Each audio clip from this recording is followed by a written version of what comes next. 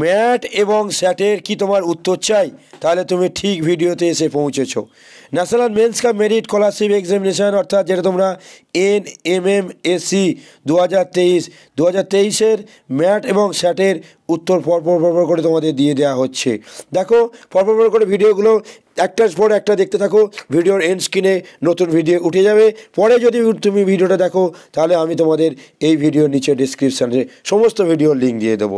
চলে আসি 2023 সালের অর্থাৎ national means cum merit scholarship এক্সামিনেশনের ম্যাট এবং স্যাটের যে ধারাবাহিক উত্তর চলছে, উত্তরগুলো মিলিয়ে নাও, দেখো তুমি পাস করছো না ফেল করছো। তোমাদের কাট অফ নিয়ে আমি বেশ কিছু ভিডিও বানিয়েছি, আরও এবছরের কাট অফ নিয়ে ভিডিও বানিয়ে দেব। একদম ভিডিওটা শেষ পর্যন্ত দেখো, এবং যদি কাট অফ ভিডিও নিয়ে তোমার দেখার প্রয়োজন পড়ে অবশ্যই তুমি চ্যানেলটা সাবস্ক্রাইব করে রাখো। দেখো আমরা চলে এলাম লাইফ সায়েন্স বা জীবনবিজ্ঞানের প্রশ্নের উত্তরে। দেখো 39 নম্বর প্রশ্ন উত্তরটা কী হবে? 39 নম্বর প্রশ্নের উত্তর হবে অপশান এ, ব্যাকটেরিয়া। তারপর দেখো 40 নম্বর প্রশ্ন, 40 নম্বর প্রশ্নের উত্তর কী হবে? 40 নম্বর প্রশ্নের উত্তর হবে অপশান ডি, তুলো। তারপরে দেখো 41 নম্বর প্রশ্ন, 41 নম্বর প্রশ্ন কী হবে? 41 নম্বর প্রশ্নের উত্তর হবে অপশান এ, জেলিফিশ। তারপর দেখো 42 নম্বর প্রশ্ন, 42 নম্বর প্রশ্নের উত্তর কী হবে? Option B, filaria.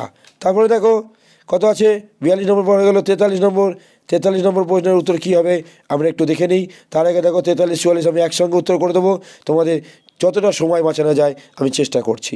দেখো 43 নম্বর প্রশ্নের কী বলা হয়েছে? 43 নম্বর প্রশ্নের উত্তর হবে অপশান এ, DOTS।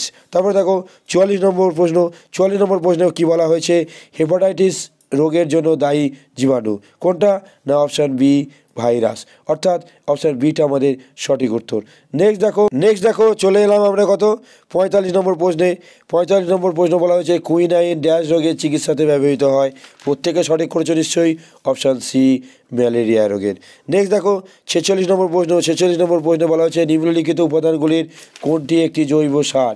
সঠিক উত্তর কোনটা? না অপশান ডি, গরুর পটি বা গোবর। এখানে সঠিক উত্তর অপশান ডি। নেক্সট দেখো 47 নম্বর প্রশ্ন, 47 নম্বর প্রশ্নে কী বলা হয়েছে আমরা একটু দেখে নিই। 47 নম্বর প্রশ্নে কী বলা হয়েছে? দেখো 47 নম্বর প্রশ্নে বলা হয়েছে উদ্ভিদের মূলে উপস্থিত প্লাস্টিড টি হলো। উদ্ভিদের মূলে কি উপস্থিত? উদ্ভিদের মূলে ক্লোরোপ্লাস্টিড থাকে, অপশান সি হলো সঠিক উত্তর। 47-এর অপশান সি। 48-এর কী বলা হয়েছে? প্রথম আবিষ্কৃত অ্যান্টিবায়োটিক হলো। প্রথম আবিষ্কৃত অ্যান্টিবায়োটিক অপশান এ, পেনিসিলিন। তারপরে দেখো কী বলা হয়েছে একটু আমরা দেখে নিই। 49-এ কী বলা হয়েছে? দেখো 49 নম্বর প্রশ্ন বলা হয়েছে পেঁয়াজ হলো। পেঁয়াজ কি? পেঁয়াজ হলো একটি কন্দ, অর্থাৎ অপশান সি হলো আমাদের সঠিক উত্তর। নেক্সট দেখো 50 নম্বর প্রশ্ন, 50 নম্বর প্রশ্নে কী বলা হয়েছে? 50 নম্বর প্রশ্নে বলা হয়েছে নিম্নে উল্লিখিত উদ্ভিদের কোনটি লবণাম্ব উদ্ভিদ? অর্থাৎ লবণাম্ব কাকে বলা হয়? এই সুন্দরবন অঞ্চলে বা লবণাক্ত সমুদ্রের জল যে অঞ্চলে ঢুকে যায়, সেই সমুদ্রের জলে যেখানে লবণ জলে ঢুকে যায় সেই লবণাক্ত মাটিতে যে গাছগুলো হয়, তাই না? এখানে সুন্দরী, গড়ান, গেও এই ধরনের। তাই এখানে সেখানে অপশান আছে আমাদের অপশান বি, সুন্দরী গাছ। তাই অপশান বি হলো আমাদের সঠিক উত্তর। নেক্সট দেখো 51 নম্বর প্রশ্ন, 51 নম্বর প্রশ্ন কোথায় আছে? একদম চলে এসেছি আমরা। 51 নম্বর প্রশ্নে কী বলা হয়েছে? দেখো বলা হয়েছে তারা মাছের গমনাঙ্গ হলো। তারা মাছের গমনাঙ্গ কোনটা? না তারা মাছের গমনাঙ্গকে বলা হয় নীল। তারা মাছের গমনাঙ্গকে বলা হয় নালীপদ। অপশান ডি, নালীপদ হচ্ছে আমাদের সঠিক উত্তর। তারপরে চলে আসি 52 নম্বর প্রশ্ন। কি বলা হয়েছে? বলা হয়েছে চা এর কোন উপাদানটি চর্মশিল্পে ব্যবহৃত হয়? চায়ের কোন উপাদান? ক্যাফিন। চায়ে ক্যাফিন থাকে, তাই না? চায়ে ক্যাফিন নয়, চায়ে ক্যাফিন হবে না, চায়ে ট্যানিন হবে। চায়ে কী হবে? চায়ে 52 অপশান উত্তর হবে এ। অপশান উত্তর হবে এ, ট্যানিন। ট্যানিনের ফলে কী হয়েছে? ট্যানিনের ফলে এটা আমাদের চর্মশিল্পে ব্যবহৃত হয়, সেই চায়ের ভেতর যে ট্যানিন থাকে সেটা। নেক্সট চলে আসি 53 নম্বর প্রশ্ন। 53 নম্বর প্রশ্নে সঠিক উত্তর কী আছে? 53 নম্বর প্রশ্ন কী আছে? না জলে বসবাসকারী সালোকসংশ্লেষ প্রক্রিয়ায় অংশগ্রহণকারী অণুবীক্ষণিক উদ্ভিদে বলা হয়। জলে বসবাসকারী, জলে বসলে কী বলবো? আণুবীক্ষণিক উদ্ভিদ। উদ্ভিদ তাহলে ফাইটোপ্ল্যাঙ্কটন।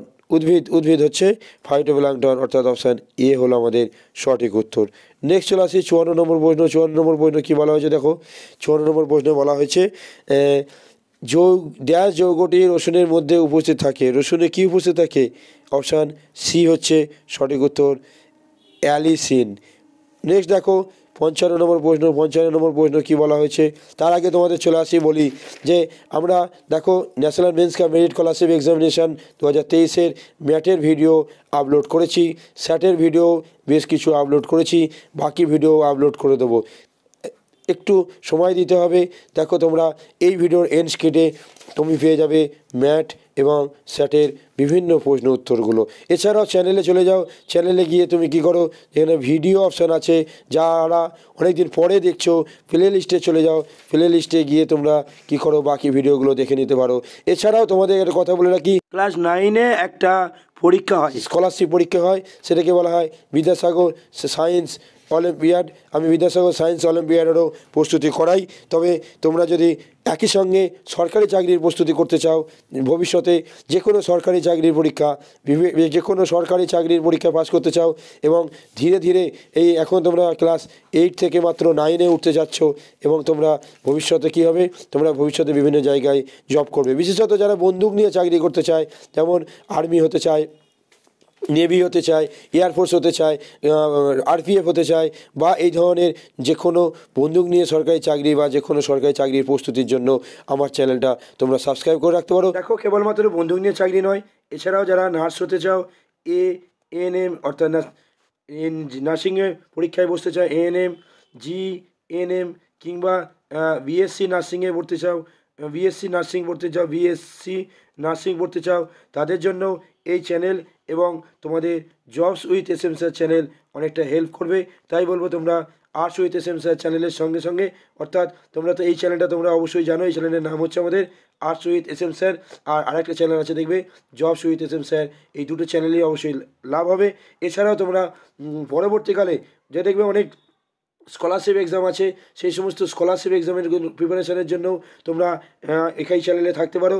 এছাড়াও ক্লাস 10-এ একটা পরীক্ষা হয়, তার নাম হচ্ছে ন্যাশনাল ট্যালেন্ট সার্চ এক্সামিনেশান, যেটাকে আমরা কি বলে জানি, যেটা আমরা এনটিএসসি বলে জানি। কি বলি? এনটিএসসি। যদি এই পরীক্ষাটা ধারাবাহিকভাবে হচ্ছে না বা হবে কি না সেটা সম্পর্কে আমি তোমাদের আপডেট দিয়ে দেবো। এছাড়াও তোমরা কি করবে, যারা অনেকেই সাধারণ বাড়ির ছেলে আছে, বিশেষ করে যাদের অর্থনৈতিক অবস্থা খুবই খারাপ, মোটামুটি এই টাকার নিচে ইনকাম হয়ে যায়, যাদের মান্থলির কথা বলছি, এবং এখানে যারা পরীক্ষা দিচ্ছ তাদের বেশিরভাগেরই অর্থনৈতিক অবস্থা সাধারণ বাড়ি থেকে আছো, সাধারণ বাড়ির ছাত্রছাত্রীদের জন্য এই arts with S M sir channel অবশ্যই তোমাদের পাশে আছে। তোমার যদি মনে হয় যে এখানে কেবল বন্দুক নিয়ে চাকরি নয়, বন্দুক ছাড়াও যাদের হাইট নেই তেমন, যাদের চেস্ট নেই তেমন, তাদের জন্য নানা রকম সরকারি চাকরির প্রস্তুতি করাবে। একই সঙ্গে যদি এখন থেকে তোমরা জিকে, যে অর্থাৎ জেনারেল নলেজ, এবং তোমরা একই সঙ্গে রিজনিং অর্থাৎ যেটা তোমরা ম্যাথ বলে শিখলে, সেগুলো যদি ধারাবাহিকভাবে শিখতে চাও, অবশ্যই তোমরা কী করে রাখো, আমার চ্যানেলটা সাবস্ক্রাইব করে রাখবেই, চ্যানেলের সঙ্গে থাকো। ঠিক আছে, আমি তোমাদেরকে সময় মতো করে প্রতিদিন অন্ততপক্ষে, প্রতিদিন বেশি নয়, প্রতিদিন 10 মিনিট থেকে প্রতিদিন 1 ঘন্টা, 10 মিনিট থেকে প্রতিদিন 1 ঘন্টার মধ্যে যদি তুমি পড়াশোনা করো, একদম এখন 9-এ উঠে গেছো, 9-এরও আমি তোমাদেরকে গাইড করব, 9-এ উঠে গেছো 9-এরও গাইড করবে। একই সঙ্গে তোমাদেরকে বললাম যে তোমরা কি করবে, তোমরা প্রত্যেক দিন একটু করে, যেগুলো তোমরা জানো না হয়তো, কি পড়তে হবে জিকের জন্য, জিকে জন্য কী পড়তে হবে, জিআইয়ের জন্য কী পড়তে হবে, রিজনিংয়ের জন্য কী পড়তে হবে, সবচেয়ে বড় কথা কোন চাকরির কী প্রস্তুতি, কোন চাকরির কী সিলেবাস হচ্ছে, এবং তোমার যেটা প্রয়োজন, যে আমি কি ম্যাথ পারি না, তাহলে কি আমি চাকরি পেতে পারবো, তাহলে কী পড়বো, এবং প্রত্যেক দিন একটু যদি পড়াশোনা করো, তোমার অনেকটা তৈরি হয়ে যাবে, এবং 18 বছর যাই তোমার বয়স হবে, তখন সঙ্গে তুমি কী করতে পারবে, বিভিন্ন চাকরির পরীক্ষায় ফর্ম ফিল আপ করতে পারবে। এবং তোমরা কেবলমাত্র রাজ্য সরকারের চাকরি নয়, কেন্দ্র সরকারের এমন অনেক চাকরি আছে যেগুলো পরীক্ষা বাংলায় হয় এবং যার উত্তরও বাংলায় দেওয়া যায়। তাই অবশ্যই তোমরা আমার সঙ্গে থাকতে পারো। এছাড়া আমার আরেকটা চ্যানেল আছে, তোমরা জানো, সেই চ্যানেলটার নাম হচ্ছে jobs with S M sir. Jobs with S M sir চ্যানেলটা অবশ্যই তোমরা সাবস্ক্রাইব করে রাখো, তাহলে তোমাদের অনেকটা লাভ হবে সেটুকুনি আমি তোমাদের বলতে পারি। এবং একই সঙ্গে তোমাদের সরকারি চাকরি কী কী পেতে পারো তুমি, সেটাও আমি তোমাদেরকে স্পেশালভাবে গাইড করে দেবো। তোমাদের সঙ্গে মাঝে মাঝেই আমি তোমাদের সঙ্গে লাইভে আসবো। লাইভে এলে তোমাদের নিশ্চয়ই ভালো লাগবে এবং তোমাদের সঙ্গে কথাবার্তা হবে লাইভ ক্লাসে। দেখা যাক, আমি তো একটা শিডিউল বানিয়ে নেবো। নেক্সট চলে আসি 55 নম্বর প্রশ্ন। 55 নম্বর প্রশ্নে কী বলা হয়েছে দেখো, শুক্রাশয় দ্বারা নিঃসৃত মুখ্য হরমোনটি হলো, কি হলো মুখ্য হরমোনটি? অপশান বি, টেস্টোস্টেরন হলো সঠিক উত্তর। যাই হোক, আশা করছি তোমাদের দেখো এই ভিডিওর স্ক্রিনে ম্যাট এবং স্যাটের ভিডিওগুলো উঠছে।